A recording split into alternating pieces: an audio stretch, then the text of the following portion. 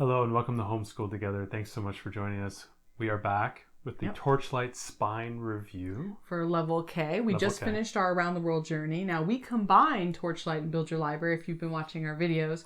But today Hopefully they have. If you haven't, you're in luck. We got 35 videos behind us. We cover a lot of things. But today we wanted to talk just about the spines for Torchlight because, you know, the spines are the ones that you're supposed to use regularly enough that you should be purchasing them according to the curriculum creators rather than getting them from the library. So we want to give you our review and tell you which ones you should really get and which ones were kind of duds for us. And maybe ones you should check out from the library periodically. Right. Absolutely. So let's get into it. The Atlas. We had a long discussion about the importance of the Atlas in our last video when we were talking about Build Your Library. This is the Atlas that we would recommend you get. Well, this is an Atlas. This is the Smithsonian Children's Atlas. There's a lot of different feelings about atlases. We talked about one for Build Your Library that was more comprehensive, but maybe better for older kids. This is really wonderful for younger learners. We love the graphics in this Atlas. So this is the Atlas that we used for both for the combo of everything.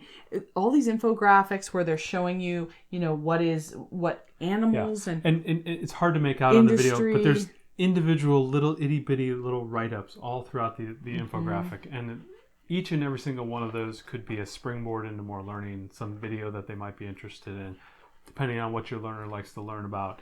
Really wonderful, nice little overview section before they actually get into the actual discussion of each country.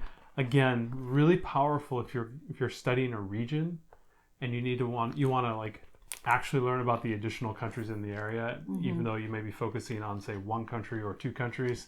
We don't want to forget about these countries as well. Really helpful to do the reading, especially with the more visual aspect. My daughter really liked this book. We really liked it because she could just spend the whole time just hunting and finding new things. It's just so visually stimulating that I think it was a little bit better than the other one.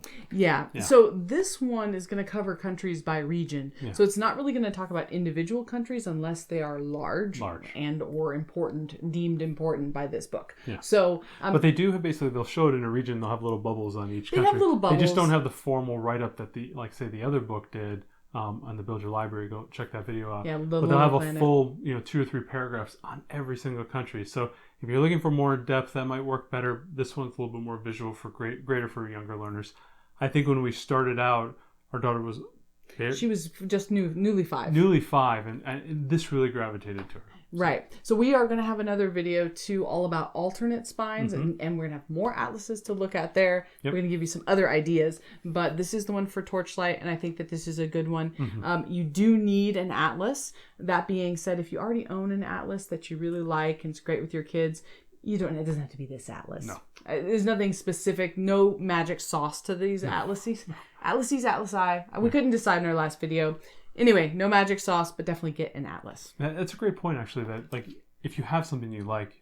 Yeah, and your kids like. You can do these curriculums and you don't have to have these books. You just use the right. You're just going to have to find your own page numbers, but really you can look up the countries as easily as you can look up the page number from the curriculum. Exactly. So we're going to talk about 2 books. They're from the same print manufacturer. One's about the Atlas of Adventure and one's about the Atlas of Animal Adventure. So we'll start with the Animal Adventures first. So these books are great. I know that these books are pretty expensive because I remember when I bought them. They're also they're also massive. They're really tall too. So when they go on the bookshelf, they go on fantastic. So these ones are really, I think, worth the cost. Thank you, because they're so big. So this is about swimming with the sardines in South Africa. So this gives all kinds of information. So this is adventures that you could have with animals in different parts of the world and what animals are doing. Barn owls of France. How you could experience animals in different areas. There's all kinds of little write-ups everywhere. The art is beautiful. They couple the animals to also information about that country. So it's not just the animals, but it's also the countries as well, which is a nice It's really great. And if you're doing this with Build Your Library, if you are comboing them, they have that emphasis on animal science. I think this is great. If you were only going to get one of the Atlas of Adventure type books and you are doing a Build Your Library combo, I'd get this one because it does dovetail so well. We had to get it from the library because when I went to buy them, this one was sold out. So I didn't get this one. We got the other. But I think that this is really great and it gives a lot of really good information. Also, if you're doing this with Build Your Library, they have the Wild Animal Atlas.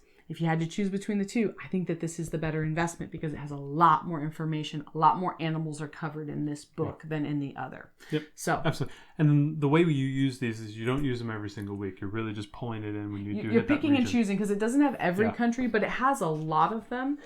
It's used often enough that I think it's worth buying. So the next one is Atlas of Adventure. We do own this one. Right. And so this is different things adventures you could take around the world, like festivals you could go to, or the hot air balloon in I think this one's in lift off in a hot air balloon in Canada. In Canada. Okay. So it shows you. So this is like if you were going to travel there, what could you do? And there's all kinds of amazing things, and it's a great springboard for videos about that thing. Oh, here was this going down the Grand Canyon. So this is really great. These are really terrific books. I know they're pretty expensive, but I think that they're really worth it. Visually, unbelievably stimulating. They do talk a little bit about animals in here, but it is mainly around the activity. Yeah. Right. And these are books that I could see us keeping for a long time and our kids referencing back because they have so many unique things about them that you didn't see. There were adventures listed in here that we did not see listed in any of the other books about those countries. So I think it was unique enough that it was worth doing. And also, I found my daughter a lot of times just looking through these books. Both of these, they'll pull them down and sit on the couch and just thumb through They're them. very engaging. Very, very engaging. Really, really encourage you guys to get one of these. Yeah. At least one, if not both of them. They're Absolutely. really good. What do you celebrate, Ariel? So this is all about celebrations around the world. This has really pretty pictures in it and gives you just some, kind of surface level information about the Nice festival or the cartoony holiday. drawings and whatnot. Again, you're not using this in every single country. Right. So this one, while it's a very pretty book, and I'm glad that we have it around, it covers like 13 different holidays. So I would say, you could just get it from the library when you need it over the course of the year. I don't think that this is one that you have to have, but I do think it's nice. Yep. So if you find it on sale or something and you want to grab it, definitely. Our kids really enjoyed it. It's tougher with things like the Atlas or the Atlas of Adventures where they're covering like, say, 50 regions or 50 places. Right. So you're going to be getting that more often. But with something like this, I found a lot of times I would be going and pulling all the books for the week, all the spines that I knew I had. And I would be like, I'd thumb through and go, oh, this country doesn't cover any other country, so put it back on the shelf. This one was not used as often as the other spines, even though we did like it. I think it's a nice book to have around, but I don't think it's really a necessity. Are you ready? Oh, howl like a wolf. This is a really cool book. I didn't really good, really good, especially if you're doing the combo. With Build Your Library, which animals. Does focus on animals. Yep. This is a really great one. So this is an interesting one. I didn't buy this one at first because I was like, I don't know if we really need this. Is this really essential? So I got it from the library and I found that I was checking it out so much that I did go and buy it. Yeah. So I think this is a good one to buy. So the way it's structured is it's all about an animal, not necessarily basically a country, but that animal is obviously, say, Antarctica, we would do Slide Like a Penguin, right? And so you're basically going to have some activity talking about penguins. There's a lot of information about it. And then there's an activity, which is basically Slide Like a Penguin. Now pretend like you're a penguin. Get on the ground. So the Wiggle kids like have one. to do Walk like one. all the movements. At one point we had our kids, you had like socks with an egg filled with rice, and they had it on their backs like they were rattlesnakes. Yeah. And there was the penguin one. So because we did this with a preschooler, well, she started out being a toddler and now it's a preschooler in tow. The nice thing was that this was so active and engaging. Rattle like a rattlesnake. Yes. Our kids still talk about playing rattlesnakes from this book. It was all just so like get up and move. So you can see this, the rice in a bag, I think, at the end of a sock, and then they put it in the back of their pants and they shake. Gosh, so our kids they loved love it. And then sometimes there are like activities that are like crafting. Right, there's something else that you could do about that. Again, this is a really cool book. Like the celebration, what do you celebrate? Only about 15, 16 different animals. So maybe not something you'd use all the time, but maybe something you check out periodically. I don't think you have to buy this one, but it was so fun and we really enjoyed it, and I kept having to wait for it at the library. I finally just bought it. Might be a really good book to check out, and just as a trigger when you actually get to a new continent. Say like, oh, now we're going to South America. Check out Howl Like a Wolf, pull it in, do all the animals that are related to South America, and then you can return it and then wait till you get to a new I comment. think it was really good. I don't remember this book being very expensive. No. I think it's a good pickup. If your family likes, physically active things, I think this is really good. Really cool, really cool. That's my personal opinion. Song of the Wild, Ariel. So this is the poetry book for Torchlight. This is all about animals, and she tries to pair up which pages you're doing with animals that are from that country, which is a little bit different than Build Your Library, which just goes with the next page in order regardless of the type of animal. Yeah. So I appreciate that she tries to, line this up with what animals are in that part of the world. These poems are a bit long. A little bit longer. The images, while they are, obviously drawn, they're artistically drawn. The other one was more focused on actual wildlife images. So it depends on what your learner likes to gravitate towards. Do they like, watching documentary animals in the wild, or do they like more cartoony drawings or impressionist type of drawings of those animals? It's up to you. Right. These poems were longer. The other ones were a little bit shorter. So, we talked a little bit about in the other video, if you're doing some copy work or you're doing some poetry memorizing to perform back to, your spouse or like grandmother or something like that. These are longer poems. You probably wouldn't do that here. If you're doing copy work, you'd be just doing a couple lines. And the other poetry book is a little bit shorter poems. They could actually copy the whole thing. So these longer poems, and they don't rhyme. Typically, they don't. So they're not I don't feel like these poems are geared as well to the younger audience because there isn't the rhyming that they like to see. Yeah. But if your family's really into poetry, I would get this. Yeah. Our family's not super into poetry, and was kind of boring for our child. Mm-hmm. So, if you're worried that might be the case, you might want to check this book out because it might not be up your alley. The other thing, too, is if you're not into poetry, it's not a big weekly commitment. Again, you're going to be spending 5 minutes. So, like whenever I would use it, I'd pull all the books in. I'd say, okay, here's the 7 books out of the crate that I'm going to read today. I'd pull the poetry book. I'd read 2 poems. Put it back, right? It's only a couple of minutes. It's not a big commitment, so it's not a big deal. But again, if your kids don't like that, it's also not a big loss if you don't do it because there's nothing else in the curriculum that's tied to the poetry. Yeah. So maybe your kids don't connect with this kind of poetry and they would prefer some other type of poetry that has rhyming or has different pictures. I think it's 6 1/2 dozen really because there's nothing else in the curriculum that's linked to this. Like you have to do this. Exactly. So poetry.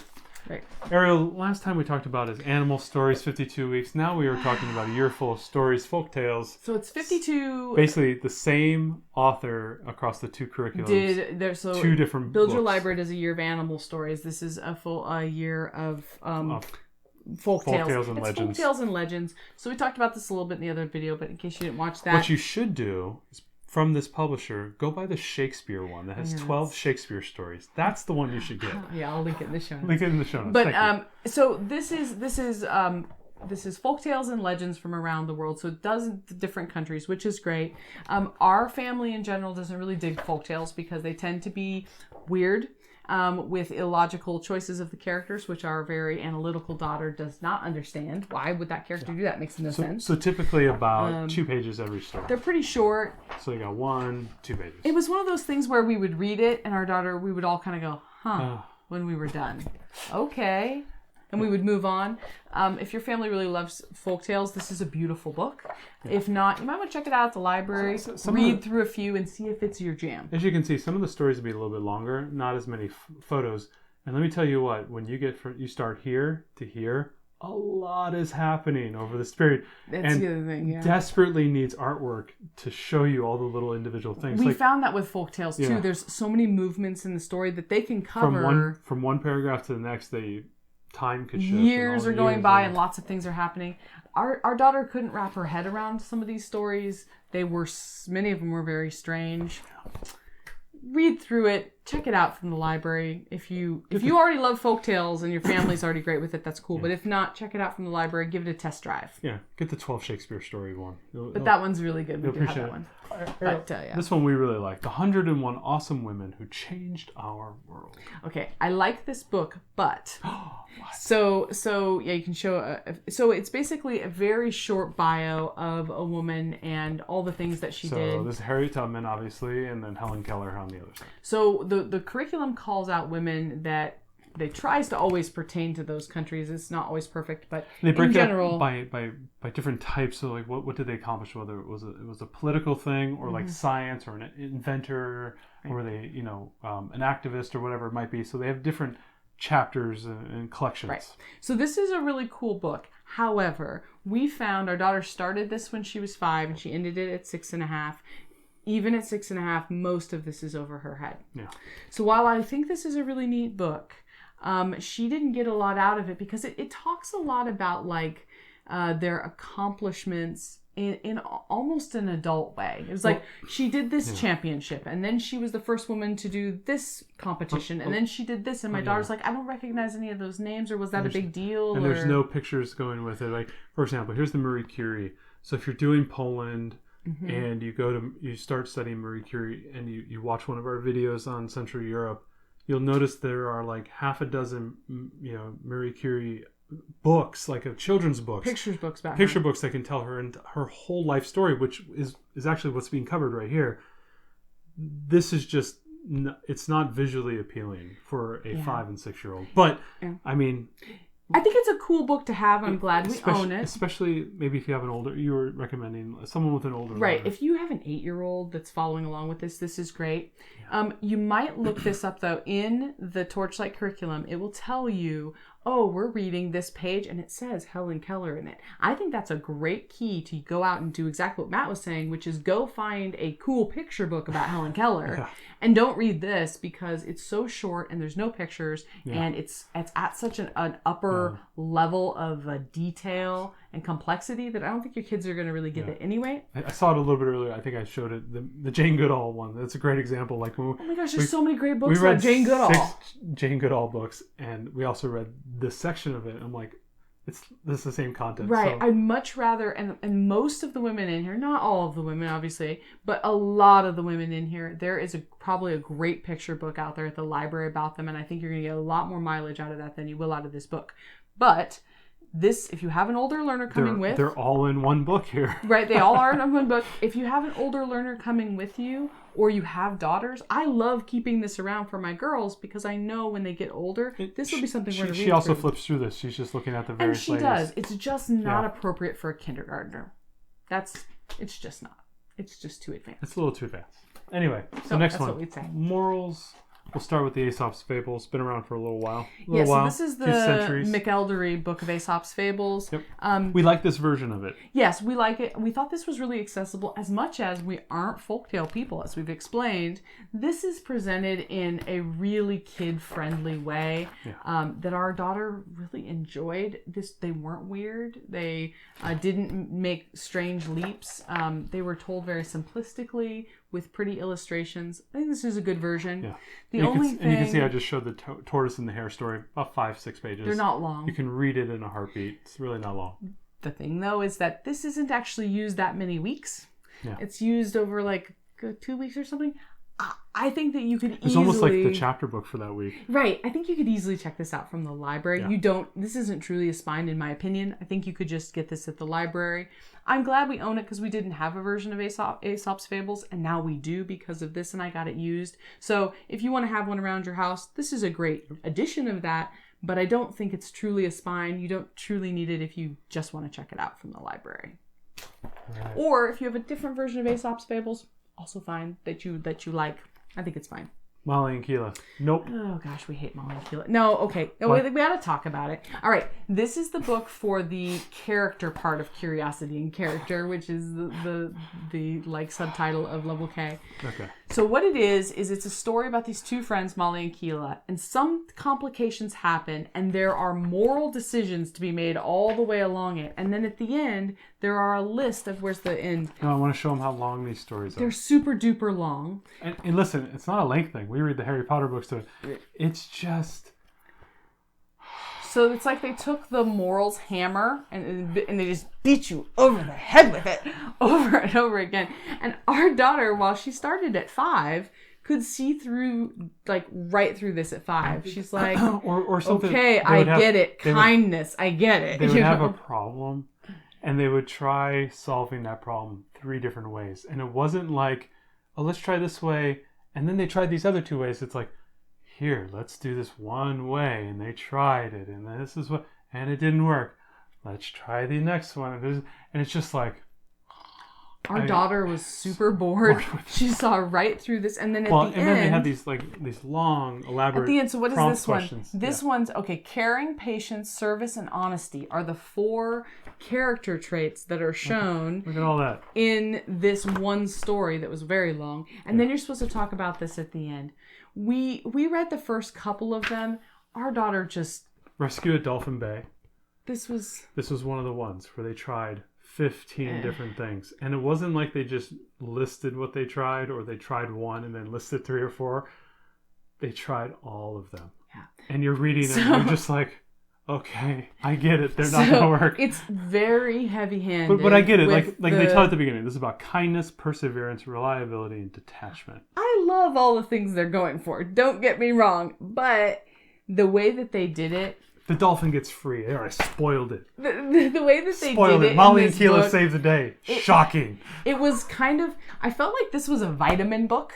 If that makes sense. This was like a. I like taking my vitamins. This was like that vitamin though that our kid doesn't like to take the vitamin C vitamin because it's a little bit tart. She's got a fruit thing. I don't know. Whatever. Anyways, it's just like one of those things where you're like, take your vitamin C vitamin, and she's like, do I have to? Every time we brought this book out, and we just checked it out from the library because I wasn't sure, she'd be like, do we have to? I was saying the same thing. And so we read like the first 3, I think, and then we didn't read any more of this.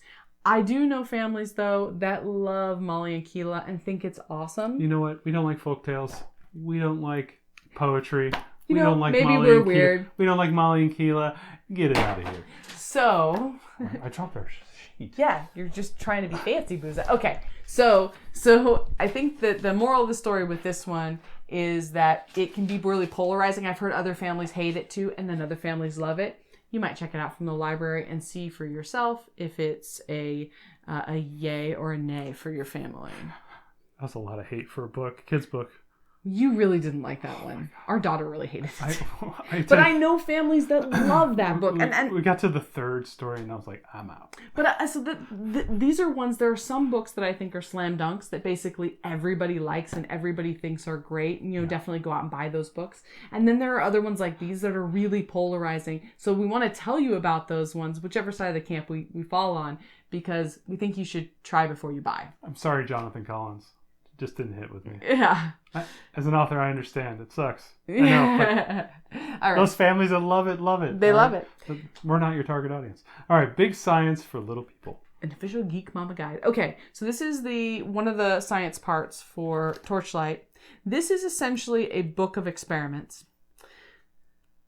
So while I think these experiments are pretty good experiments in general, I think that they're appropriate for this kinder first grade type of age. Materials are readily available now. No, not bad. Not bad. They don't build on one another at all, and they don't have any kind of context around them. So it's like 1 week you're going to do the plastic Ziploc bag and poke the pencil through it, and then it doesn't leak.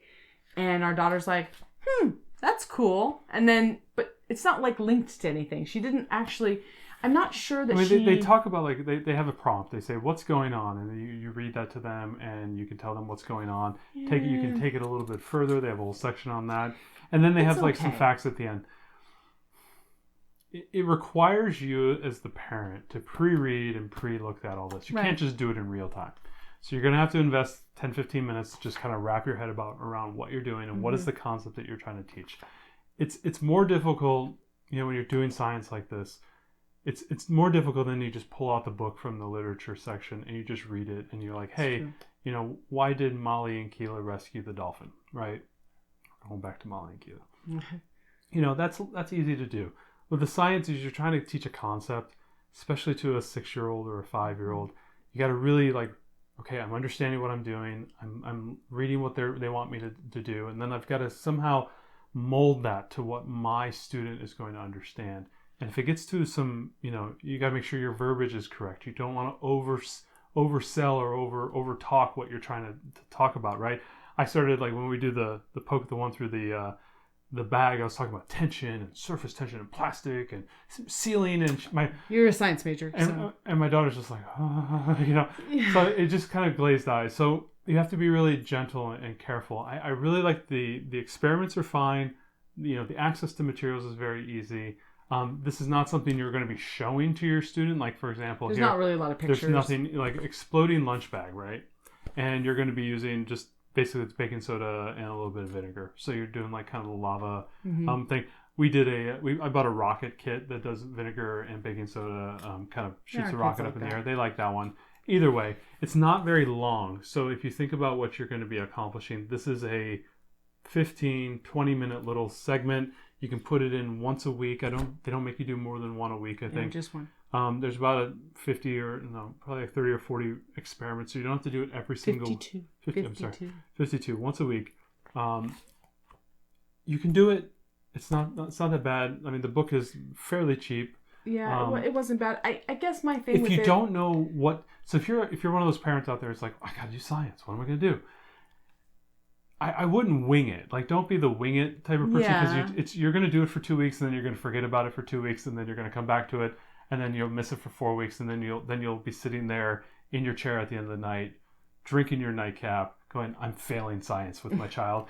So, if you're going to try to do that, don't set yourself up for failure. Something like this you can walk through. Yeah. We also have a really great podcast around the Evan Moore STEM book and the STEAM book. And depending on how your learner likes to learn STEM, whether it's with an art or more of a science-heavy thing, we have a couple podcasts. Make sure you link those in there in the show notes, and you can go listen to that. We did all the science stuff. The ones that I really, really liked that we gravitated to was more the Evan Moore STEM books. So if you don't want to do this, I would suggest going in that direction. It's less intensive. You don't have to do one every single week. You can do one every couple weeks, which is probably more in line with what you have time for. Mm-hmm. And doing something every single week or even every other week, just saying, okay, we'll only do one every other week, it may be a little bit too much. You may not, life will get in the way type of thing. I liked the Evan Moore STEM book a little bit more. I liked how they structured it. Mm-hmm. I like how they moved through the concept that they were trying to teach, and then also with the experiment at the end. Science is a big thing for me. She's trying to get me to write a science curriculum. I know. It's got a physics major. It's got a physics degree. So from my anyway, 2 cents about I just from like implementation side of the house and actually getting into it and doing it. Doing something like this is fine. This is a good guidebook. You can't fail with this. It's very easy and simple to do. If you're looking for something that's a little bit more exciting, I like the Evan Moore STEM book. It just wasn't as much, and it was more. It was laid out in a little bit more intelligible way. So, pick the one you want. Just, I would say, don't wing it. Do something. Yeah. This for me was this collection of experiments. It doesn't. By the way, this does not relate to any other part of the curriculum. Yeah. So whatever you choose to do for science, 6 1/2 dozen. We ended up doing Blossom and Roots Level K space science instead of doing this for most of it, which was fine. Go out and get Christina's space science thing. It's or get really another good. Science. So this was just a lot of experiments, and you did a lot of the experiments. Our daughter liked them well enough. My big issue with them is that they just don't build on one another. No. It's not like just fun. It's just fun things to do. Yeah, it's not like she's like learning a concept. Well, the and thing then is, you end it with an experiment and that reinforced all that concept stuff. It's just like a random experiment. In a lot of cases, they don't even know they're doing science, and maybe that's part of the design, right? They don't know they're doing science. I just don't know how much she got out of that. You know, like how much did she really? Well, we're really diving into the science. Does she really remember this any is what of the people that? want. I think like they were nifty what they science ended up experiments. What they end up becoming is just fun activities. Right, really I just feel like she almost thought like they were magic tricks. Yeah. Like they were just almost like tricks. Yeah. I don't think that they were really. I don't know that she got anything out of them. Pure science. If you just want fun experiments, I think this is totally fine. And I tried a bunch of different ways. Do the experiment. As a STEM major, I also just find issue with this kind of random science. Do the experiment, talk about the science concept, preload with the science concept, and then do the experiment. I tried it all different ways. I tried to do it during it. she just didn't connect with it. So yeah, and I think that lack of connection is because it is just like a flavor of the week. It's an experiment of the week. Yeah. It's not like, oh, we're learning all about gravity, and then we're going to do these experiments, and we're going to see how everything we learned came together. It's like, hey, we're going to get some baking soda and some vinegar. We're going to mix it up, and it's going to blow up. I think, cool. I think from a standpoint, she thought it was cool. For most people and most kids, I think they enjoy the activities, the construction, the engineering aspect of the experiments, not as much about the concept of what they're doing. That's why, again, I keep going back to it. I like the Evan Moore STEM book because it's really, a good one. They're presented a problem that they have to then engineer a solution to. And I think kids can wrap their heads around science and engineering technology a little bit better when they're tasked with solving a problem. Because in essence, that's, outside of like the really hard sciences where they're trying to discover through empirical, data gathering and stuff like that, most science and engineering is really just problem solving. And I really like that approach a little bit more than just saying, let's do a bunch of activities where these are very much led by the parent. Why I like the Evan Moore STEM book a lot more, I keep selling it, but is that I task her with the problem, I give her all the supplies, and she's got to figure it out. And I can be there to help, but she's got to do the work. Yeah, this is almost like you set up an activity and then it goes off. That being said, you got 5 kids, you ain't got the time for it. Works. It's really a fine book. On the science note, very fine book. Coupling with Torchlight K. We should cut all that and make a science video. Coupling with Torchlight K is the Be Naturally Curious science units. We did not do those because we had the other space science and we were busy. We didn't do those, so we can't discuss those either way. But I wanted to put that out there as part of it. Collage work, Eric Carle. The Eric Carle Museum collage. I would suggest just go read all the Eric Carle books.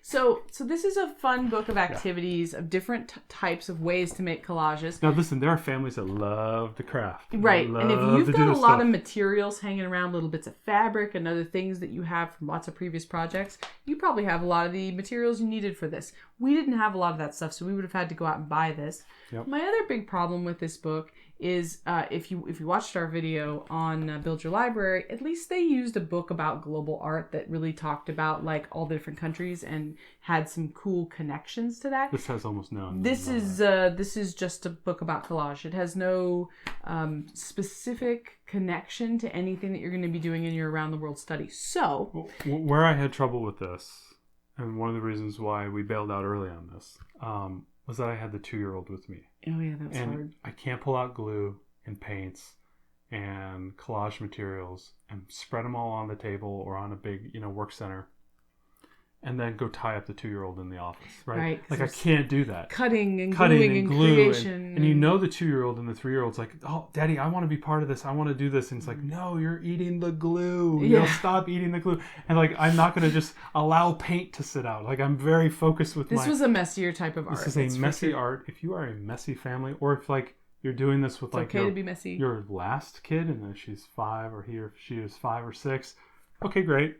But I had the little one with me, and I found this to be a big challenge.